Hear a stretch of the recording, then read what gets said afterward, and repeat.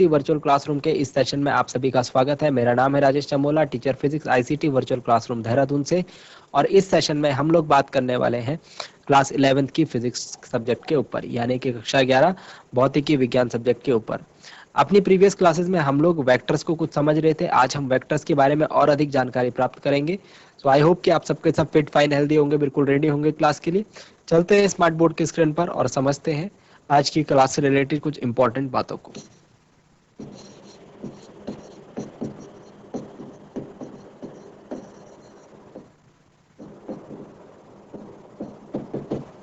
Representation of vectors, किस प्रकार से सदिशों को जो है निरूपित किया जा सकता है। तो सदिशों को निरूपित करने के लिए हम लोग कुछ इस प्रकार के सिंबल का यूज करते हैं। ये एक एरो है और कुछ इस प्रकार से हम लोग जो सदिश को निरूपित करते हैं। इसके दो पार्ट्स हमें देखने को मिल रहे हैं। एक जो है, हम इसको जो पीछे वाला पार्ट है इसे बोलते हैं टेल। टेल यानी कि पूंछ, टेल यानी कि पूंछ। और जो आगे वाला पार्ट है इसको बोलते हैं हेड। हेड यानी कि सिरा, हेड यानी कि सिरा। तो जो ये पार्ट है, जितना लंबाई इसकी होगी, जितनी लंबाई इसकी होगी, इस तीर की जितनी लंबाई होगी, ये हमें बताएगा सदिश का परिमाण, मैग्नीट्यूड यानी कि परिमाण। ठीक है, मैग्नीट्यूड यानी कि परिमाण। और नेक्स्ट चीज, जो इसका एरो है, जो इसका एरो है यानी जो तीर का निशान है, ये बताएगा हमें इसकी दिशा यानी कि डायरेक्शन के बारे में। तो हमने क्या बात करी थी? हमने यही बात तो करी थी कि वेक्टर्स के पास परिमाण भी होता है और दिशा भी होती है, मैग्नीट्यूड भी होता है और डायरेक्शन भी होती है। तो ये जो रिप्रेजेंटेशन है, इसमें हम लोग किसी सदिश का परिमाण और दिशा दोनों को निरूपित कर पा रहे हैं। ठीक है, तो इस प्रकार से हम एक सदिश को जो है निरूपित करते हैं। चलिए, अब हमने ये बात तो सीखी थी कि सपोज कुछ इस प्रकार की कंडीशंस हमने बात करी थी अपनी प्रीवियस क्लास में। दिशाएं बना लूं मैं, अगर चारों दिशाओं को निरूपित करती हैं ये रेखाएं। ठीक है, तो ये हो गया ईस्ट, इधर हो गया वेस्ट, ये हो गया नॉर्थ, ये हो गया साउथ, पूरब, पश्चिम, उत्तर और दक्षिण। ठीक है, अब किसी सदिश को हम ले लेते हैं। तो किसी सदिश को निरूपित करने के लिए हमको क्या करना है? दो चीजें, जो मैग्नीट्यूड और डायरेक्शन है उसको हम कैसे रिप्रेजेंट करेंगे, उसको हम कुछ इस प्रकार से रिप्रेजेंट करेंगे। जैसे सपोज ये है एक सदिश, कुछ इस प्रकार से है। सपोज इसकी जो लंबाई है वो है 5 सेंटीमीटर। कितनी लंबाई है? 5 सेंटीमीटर। ठीक है, तो अगर ये हम यहाँ पर बात कर रहे हैं, सपोज हम लोग बात कर रहे हैं विस्थापन की या फिर वेग की बात कर रहे हैं सपोज। तो वेग कितना है भाई? 5 मीटर प्रति सेकंड का वेग मुझे दिख रहा है। और डायरेक्शन भी है, इसकी दिशा भी है। दिशा का निर्धारण किस प्रकार से करेंगे? दिशा का निर्धारण कुछ ऐसे करेंगे। देखो यहां से कितना एंगल, कितना कोण दिख रहा है मुझे। सपोज ये कोण है 30 डिग्री। सपोज ये कोण कितना है? 30 डिग्री। तो 30 डिग्री पूर्व से उत्तर की ओर 30 डिग्री। तो ये तो हो गया इसका परिमाण। वेग का जो परिमाण यानी मैग्नीट्यूड है वो हो गया 5 मीटर प्रति सेकंड। और जो दिशा है, दिशा होगी इसकी, डायरेक्शन होगी इसकी पूर्व दिशा से 30 डिग्री उत्तर दिशा की ओर। पूर्व से 30 डिग्री उत्तर की ओर। बात समझ में आई? तो इस हिसाब से हमको जो है किसी सदिश को निरूपित करना है। समझ में आ गई होगी बात? चलिए एक और एग्जांपल आपको करके दिखाता हूं। यहाँ पर एक और एग्जांपल करके दिखाता हूं आपको। नेक्स्ट पेज पर करेंगे बट उसे उसे हम करेंगे नेक्स्ट पेज पर। चलिए ड्रॉ करते हैं sides. East, west, north and south, पूर्व, पश्चिम, उत्तर और दक्षिण।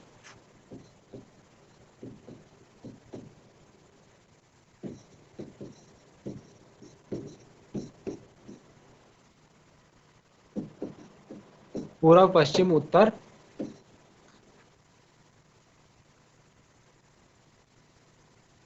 दक्षिण। यहां पर जो सदिश है सपोज कुछ इस प्रकार से है, और इसकी जो लंबाई है, इसकी लंबाई के ऊपर हम बात करें अगर, तो सपोज ये 8 सेंटीमीटर इसकी लंबाई है, मतलब इस पॉइंट से लेकर इस पॉइंट तक, समझ रहे हो ना? ठीक है। तो अगर हम यहाँ पर सपोज बल की बात कर रहे हैं, किसकी बात कर रहे हैं? बल की। तो इस बल का जो परिमाण होगा, सपोज हम बात कर रहे हैं बल की,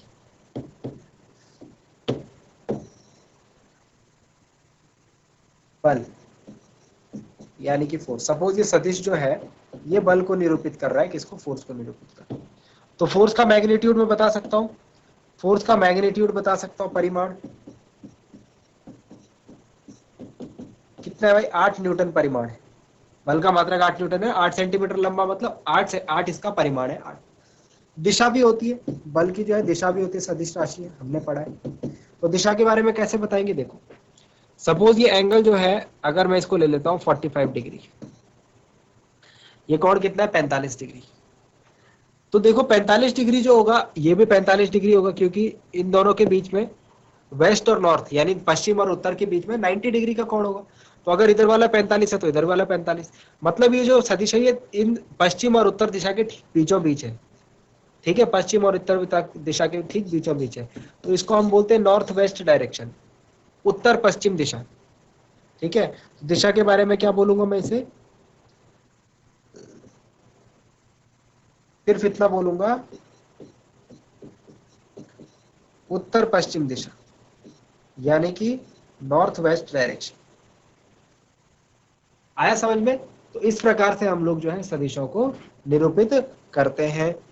ठीक है, अब कुछ क्वेश्चन आपको इसके बेसिस पर बन सकते हैं। ठीक है, जैसे आप ड्रॉ कीजिए 5 न्यूटन, 5 न्यूटन, इस सदिश को निरूपित कीजिए दक्षिण से 37 डिग्री पूर्व में, दक्षिण से 37 डिग्री पूर्व में। तो आप क्या करेंगे? पहले पूर्व, पश्चिम, उत्तर, दक्षिण बनाएंगे। पहले बनाएंगे पूर्व, पश्चिम, उत्तर, दक्षिण, पूर्व, पश्चिम, उत्तर, दक्षिण। Okay, right down here east, west, north and south. ठीक है, अब हमें 5 न्यूटन दिखाना है दक्षिण से 37 डिग्री पूर्व में, दक्षिण से 37 डिग्री पूर्व में, यानी कि दक्षिण और पूर्व के बीच में आए गए। दक्षिण और पूर्व, तो दक्षिण ये रहा, पूर्व ये रहा, दक्षिण ये रहा, पूर्व ये रहा, मतलब इसके बीच में आएगा कहीं पर। चलो पहले ड्रॉ कर लेते हैं वेक्टर को, पहले वेक्टर को ड्रॉ कर लेते हैं। ठीक है, अब यहां पर जो बोला जा रहा है दक्षिण से 37 डिग्री पूर्व, मतलब दक्षिण से पूर्व की ओर जाना है मुझे 37 डिग्री। तो ये जो कोण है, ये वाला कोण कितना डिग्री का? 37 डिग्री। ये जो बल है कितने का? 5 न्यूटन का, मतलब ये लेखा जो है 5 सेंटीमीटर की है। ठीक है ना? और आपको यहाँ पर लिखना भी पड़ेगा कि जो 1 सेंटीमीटर है, 1 सेंटीमीटर बराबर 1 न्यूटन। तो 5 सेंटीमीटर बराबर 5 न्यूटन है। दर्शा दिया आपने सदिश को। इसको आप कुछ नाम दे सकते हो, इसको आप कह लीजिए वेक्टर ए, सदिश ए कह लीजिए। तो एक सदिश है जिसका मैग्नीट्यूड है वो 5 सेंटीमीटर है, और 1 सेंटीमीटर 1 न्यूटन के बराबर है, मतलब 5 सेंटीमीटर 5 न्यूटन, और दक्षिण से 37 डिग्री पूर्व की दिशा में मुझे ये दिख रहा है। इजी है, कोई दिक्कत तो नहीं है। ठीक है, एक और क्वेश्चन करेंगे, एक और क्वेश्चन करेंगे। 2 मीटर प्रति सेकेंड, 2 मीटर प्रति सेकेंड 30 डिग्री उत्तर से 30 डिग्री पश्चिम।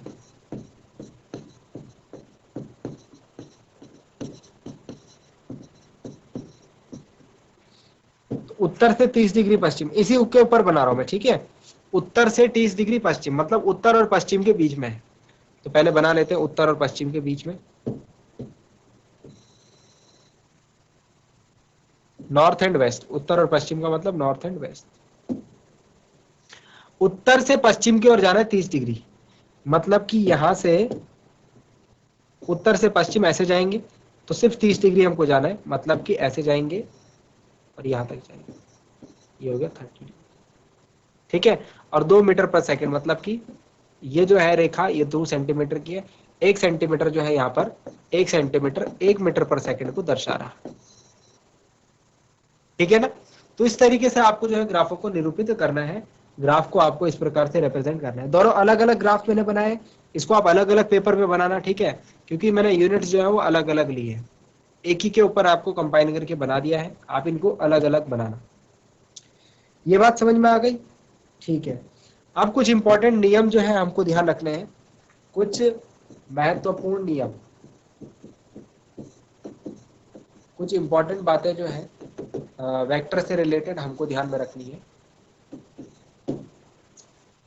नंबर 1,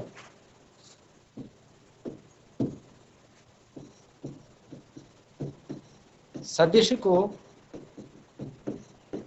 2 पाई कोण से घुमाने पर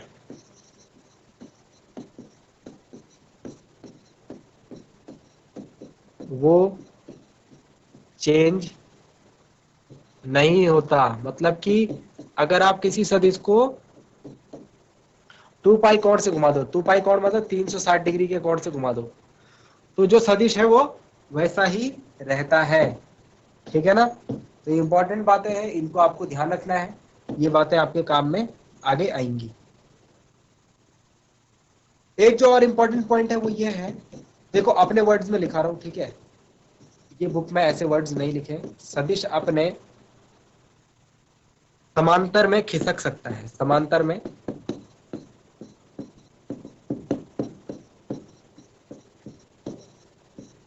खिसक सकता। फॉर एग्जाम्पल इसको समझने के लिए हम लोग वापस से चारों दिशाएं बनाते हैं, कुछ इस प्रकार से। सपोज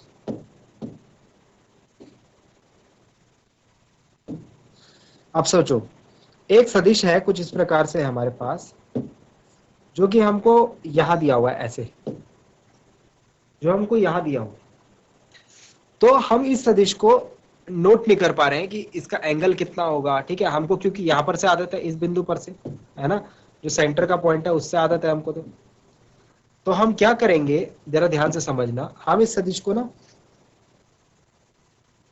इसके समांतर में ला सकते हैं, इसकी लंबाई चौड़ाई नहीं घटाएंगे हम, इसकी लंबाई इसकी दिशा के साथ कुछ नहीं करेंगे, बस इसको खिसका देंगे इसके समांतर में। अब आ गया हमारी पोजीशन पे, ये सदिश उतना ही जितना पहले था, बस हम इसको खिसका करके यहां पर ले आए। अब हम बता सकते हैं कि ये इसके साथ कितना कोण बना रहा है और इसकी लंबाई कितनी है। तो सदिश को आपको अगर ऐसी पोजीशन में नहीं मिला तो कोई नहीं, उसको आप पैरेलली खिसका सकते हैं, उसका आप एंगल चेंज नहीं कर सकते हैं, ठीक है, सीधे ही खिसकेगा वो, ठीक है, सीधे आगे पीछे ऊपर नीचे जा सकता है, ठीक है, उसका मैग्नीट्यूड चेंज नहीं हो सकता, उसका परिमाण चेंज नहीं हो सकता और उसकी दिशा चेंज नहीं हो सकती, बस इतना ध्यान रखना। दो सदिशों के बीच का कोण, दो सदिशों के बीच का कोण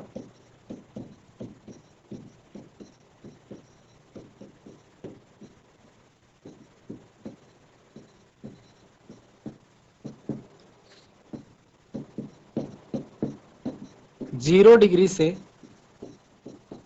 180 डिग्री के बीच होता है। ये बहुत इंपॉर्टेंट पॉइंट है, दो सदिशों के बीच का कोण, अगर थीटा बोलूं तो वो 180 डिग्री से छोटा होगा या उसके बराबर होगा, या तो 0 डिग्री से बड़ा होगा उसके बराबर होगा। इसके बीच की ही वैल्यू हमको मिलेगी या फिर इनके बराबर वैल्यू मिलेगी, इससे ऊपर नीचे की वैल्यूज हमको नहीं मिलेंगी। आई बात समझ में, ठीक है। फोर्थ पॉइंट जो आपको ध्यान देना है, अगर मैं किन्हीं दो सदिशों के बीच का कोण डिटरमाइन कर रहा हूं, अगर मैं दो सदिशों के बीच का कोण डिटरमाइन कर रहा हूं, तो उसके लिए आप एक चीज ध्यान रखना कि अगर एक सदिश ऐसा है तो दूसरा सदिश ऐसा होना चाहिए। मतलब कि उनकी जो पूंछ है, हम इस पीछे वाले पार्ट को पूंछ बोल रहे हैं ना, ये वाला पार्ट, इनकी पूंछ मिली हुई होनी चाहिए, पूंछ मिली होनी चाहिए, तभी आप इनके बीच का कोण जो है वो फाइंड आउट कर सकते हैं। जैसे एक एग्जांपल देता हूं आपको, एक एग्जांपल के थ्रू इस बात को समझते हैं। सपोज सदिश ए हमारे पास ये है, वेक्टर ए कुछ इस प्रकार से एंड वेक्टर बी कुछ इस प्रकार से। आपको दिया हुआ है इसके बीच का कोण जो है, सपोज दिया हुआ है 110 डिग्री, वेक्टर ए और वेक्टर बी के बीच का कोण 110 डिग्री। ठीक है, तो आप कहेंगे ठीक है, दोनों के बीच का कोण मुझे 110 डिग्री दिख रहा है, ठीक है, दैट्स ओके, सही है। लेकिन ये गलत है। ये गलत क्यों है? क्योंकि मैंने बताया आपको दोनों की पूंछ मिली हुई होनी चाहिए, और यहाँ पर एक का सर और एक का पूंछ मिल रही है, एक सदिश का सर और एक दूसरे सदिश की पूंछ मिल रही है, दोनों की पूंछ से पूंछ मिली होनी चाहिए। तो यहाँ पर हम क्या करेंगे, वही वाला कॉन्सेप्ट लगाइए, सदिश को हम खिसका तो सकते हैं ना आगे पीछे पैरेलल डायरेक्शन, बस उसकी हम लोग हाइट चेंज नहीं कर सकते, उसका लंबाई चेंज नहीं कर सकते और उसकी दिशा चेंज नहीं कर सकते। तो ये देखो खिसका करके मैं इधर ले आया, अब मुझे दोनों की पूंछ जुड़ी हुई मिल रही है, ए वेक्टर ये रहा, बी वेक्टर ये रहा, उतना ही बी वेक्टर ऊपर से मैं बस उसे उठा के नीचे लगा दिया, उसकी लंबाई चेंज नहीं करी, उसको घुमाया नहीं, एंगल वगैरह कुछ चेंज नहीं करा। तो अब ये वाला एंगल होगा, ये एंगल कितना है, ऊपर का 110 है तो नीचे का क्या होगा, नीचे का होगा 70 डिग्री। ए और बी के बीच का कोण कितना होगा, theta is equal to 70 degree. ये हमारा आंसर होगा। आ रही है बात समझ में? तो जो बातें आपको बताई जा रही है, आई होप आपको समझ में आ रही होंगी और आप उनको ध्यान भी दे रहे होंगे, ठीक है ना। तो इस तरीके से आपको जो है क्वेश्चंस को करते हुए इन बातों का ध्यान देना है। सपोज हमारे पास दो वेक्टर कुछ इस प्रकार से हैं, एक एग्जांपल और देख लीजिए, ठीक है, और यहां पर आपको एंगल दे रखा है 280 डिग्री सपोज। तो आप कहेंगे ठीक है, ये वेक्टर ए है, ये वेक्टर बी है, और दोनों की पूंछ से पूंछ मिली हुई है, मतलब कि 280 डिग्री कोण, ठीक है। लेकिन ये भी गलत है। ये भी गलत क्यों है? पॉइंट नंबर 3 याद रखिए, 0 से 180 डिग्री के बीच में ही होगा, उससे बड़ा छोटा नहीं होगा। मतलब कि ये बाहर वाला कोण नहीं, ये अंदर वाला कोण है। तो अंदर वाला कोण कितना होगा, 360 में से 280 डिग्री माइनस कर दो, 80 डिग्री बचेगा। मतलब कि ए और बी के बीच का कोण थीटा यहाँ पर 80 डिग्री है, 80 डिग्री। बात समझ में आ रही है? पॉइंट्स आपको क्या ध्यान रखने हैं, दोनों सदिशों की पूंछ से पूंछ मिली होनी चाहिए, ठीक है, और दोनों सदिशों के बीच का कोण थीटा 0 से 180 डिग्री के बीच होगा, या फिर 0 होगा या फिर 180 होगा, इससे ऊपर इससे नीचे नहीं होगा। Is it clear? तो चारों पॉइंट्स को ध्यान में रखेंगे, ठीक है, और इन बातों को एक बार दोबारा से देखेंगे किस प्रकार से एक सदिश को रिप्रेजेंट करते हैं। जो उसकी लंबाई है वो हमें बताती है मैग्नीट्यूड, यानी कि परिमाण, सदिश का परिमाण, और जो उसकी दिशा है वो हमें बताती है सदिश की दिशा। तो आप जानते हैं एक सदिश के पास दो चीजें होती है, परिमाण एवं दिशा, दोनों को हम इस प्रकार से निरूपित इस तरीके से शो कर सकते हैं। ठीक हो गया? चलिए, सो आई होप कि आज जो बातें आपको बताई गई वो समझ में आई होंगी, इंटरेस्टिंग लगी होंगी, और आपने कुछ नया जरूर आज की क्लास में सीखा होगा। और साथ ही साथ ये भी उम्मीद करता हूँ कि घर से आप इन चीजों को एक बार जरूर से याद करके लाएंगे, रिवाइज करके लाएंगे। वेक्टर्स के चैप्टर में आपको इंपॉर्टेंट बात ये ध्यान देनी है कि आपके लिए बिल्कुल नया टॉपिक है, इसीलिए जो चीजें यहाँ पर बताई जा रही है वो बहुत स्लो पेस से बताई जा रही है, ताकि आगे चलकर आपको इस चैप्टर में कोई प्रॉब्लम ना हो। आगे आने वाली क्लासेस में हम लोग और इंपॉर्टेंट कॉन्सेप्ट्स के बारे में देखेंगे, किस प्रकार से वेक्टर्स को जोड़ा जाता है, किन नियमों का पालन किया जाता है, कितने प्रकार के वेक्टर्स होते हैं, ठीक है, इन सभी चीजों के ऊपर डिस्कशन किया जाएगा। और इसके साथ ही स्केलर्स के ऊपर, यानी कि अदिशों के ऊपर, सदिश के साथ साथ अदिश के बारे में भी चर्चा की जाएगी। तो आज के लिए इतना ही। उम्मीद करता हूँ आज की क्लास पसंद आई होगी, आपने कुछ नया जरूर सीखा होगा, और घर से चीजों को रिवाइज करके जरूर लाएंगे। मिलते हैं अगली क्लास में एक नया और इंटरेस्टिंग टॉपिक के साथ। क्लास से जुड़ने के लिए आप सभी का बहुत बहुत धन्यवाद। Thank you very much and have a nice day.